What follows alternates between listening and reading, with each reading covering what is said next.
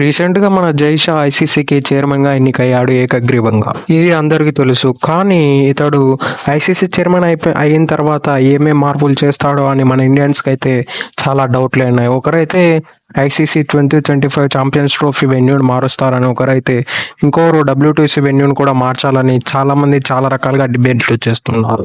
అసలు ఇది టాక్టికల్గా వర్కౌట్ అవుతుందా కాదా, లేదంటే మార్చగలడా, మన జైషా స్పెషల్ పవర్స్ ఏమన్నా యూస్ చేస్తాడా చేయడాని మనం ముందుగా ఐసీసీ చైర్మన్ కావడానికి జైషా ముందు ఏ క్రికెట్ బోర్డులతో వర్క్ చేశాడో తెలుసుకుందాం. ముందుగా 2009లో గుజరాత్ క్రికెట్ అసోసియేషన్కి ఎగ్జిక్యూటివ్ బోర్డు మెంబర్గా సెలెక్ట్ అయ్యాడు. ఆ తర్వాత 2013లో గుజరాత్ అసోసియేషన్కి జాయింట్ సెక్రటరీ అయ్యాడు. 2015లో బీసీసీఐ ఫైనాన్స్ కమిటీలో జాయిన్ అయ్యాడు. ఆ తర్వాత 2019లో బీసీసీఐ సెక్రటరీ అయ్యాడు. ఆ తర్వాత 2021లో ఏసీసీ ప్రెసిడెంట్ అయ్యాడు. ఆ తర్వాత 2024లో ఐసీసీ చైర్మన్ అయ్యాడు. మనం ఇప్పుడు టాక్టికల్గా మాట్లాడుకుంటే జైషా ఇంకా ప్రెసిడెంట్ అయితే కాలేదు, జస్ట్ ఎన్నుకోబడ్డాడు. జైషా అయితే 2024 డిసెంబర్ 1 నుంచి అఫీషియల్గా చైర్మన్ అయ్యాడు.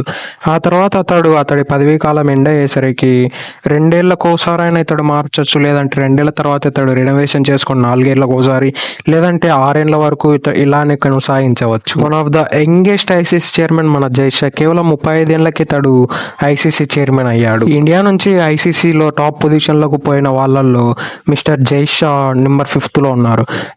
నెంబర్ 1 వచ్చేసి జగ్మోహన్ దాల్, నెంబర్ 2 వచ్చేసి శరత్, నెంబర్ 3 వచ్చేసి ఎన్ శ్రీనివాసన్, నెంబర్ 4 వచ్చేసి శశాంక్ మనోహర్, నెంబర్ 5లో మన జైషా ఉన్నాడు. ముఖ్యంగా మనం మొదట్లో చెప్పుకున్నట్టు ఛాంపియన్ ట్రోఫీని వెన్యూ మార్చగలడా అంటే, అఫ్ కోర్స్ ఇతడు ఫుల్ వెన్యూ అయితే మార్చలేడు, కానీ మన ఇండియా వరకు జరగబోయే మ్యాచెస్ అయితే మార్చడానికి అవకాశాలు ఎక్కువగా ఉన్నాయి. ఎందుకంటే మన ఇండియన్ గవర్నమెంట్ పాకిస్తాన్కి వెళ్ళడానికి అలౌ చేయకపోవచ్చు, చెయ్యమని కన్ఫర్మ్ కూడా చేసింది. కాబట్టి మన ఇండియన్ మ్యాచెస్ మోస్ట్ లైక్లీ యూఏఈలో జరగబోతున్నాయి. మిగతా మ్యాచెస్ అన్ని యాజ్ యూజువల్ పాకిస్తాన్లో జరుగుతాయని నాకు అనిపిస్తుంది. యాజ్ పర్ రిపోర్ట్స్ కూడా ఇదే చెబుతున్నా. ఛాంపియన్స్ ట్రోఫీ ప్యూర్తి వెన్యూని అయితే మార్చలేడు, కానీ మన ఇండియన్ మ్యాచెస్ అయితే మార్చడానికి ఒక్కటే ఛాన్సెస్ అయితే ఉన్నాయి జైషాకి. మనం ఛాంపియన్స్ ట్రోఫీ మీద ఇంకో ప్రాస్పెక్టివ్లో చూసుకున్నా కూడా మన ఇండియన్ అయితే ఐసీసీ ఛాంపియన్స్ ట్రోఫీ నుంచి, ఎందుకంటే ఐసీసీ బ్రాడ్కాస్ట్ అనేది స్టార్ స్పోర్ట్స్ ఛానల్ వాళ్ళకు దక్కింది.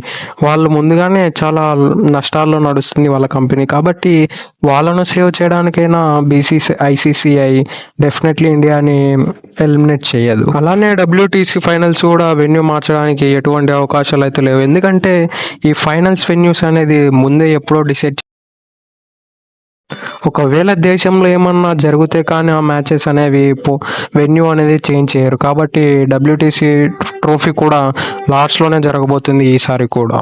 ఎందుకంటే మన ఇండియన్స్ దీనిపైన ప్రత్యేకంగా ఎక్కువ ఆరోపణలు చేస్తున్నారంటే, లాస్ట్ 2 times మన ఇండియా ఛాంపియన్కి వెళ్తే 2 సార్లు లాస్ట్లోనే జరిగింది, 2 సార్లు మన ఇండియా ఓడిపోయింది. కాబట్టి వెన్యూని మార్చాలని చాలామంది డిమాండ్ చేస్తున్నారు. మోస్ట్ లైక్లీ ఇది ఇక జైషా అండర్లో మోస్ట్ ముఖ్యమైనది 2028 క్రికెట్ ఒలింపిక్స్లో ఆడబోతుంది. కాబట్టి ఇవి మన జైషా ఎలా ముందుంచి నడిపిస్తాడో చాలా ఇంట్రెస్టింగ్గా ఉంది చూడడానికి. ఎందుకంటే ఒలింపిక్స్ లాంటి బిగ్ స్టేజ్లో క్రికెట్ మళ్ళీ పునరావృతం జరిగింది. కాబట్టి ఈ ఆపర్చునిటీని మన ఐసీసీ చైర్మన్ ఎలా సక్సెస్ఫుల్గా నడిపిస్తాడో చాలా ఎగ్జైటింగ్గా ఉంది చూడాలి. రానున్న రోజుల్లో మన జైషా ఎటువంటి ప్లాన్ చేస్తారో ఈ ఒలింపిక్స్కి. That's it for today. ఇలాంటి మరెన్నో వీడియో కోసం మన ఛానల్ సబ్స్క్రైబ్ చేసి డైలీ ఫాలో కండి. Thank you for day. Have a nice day.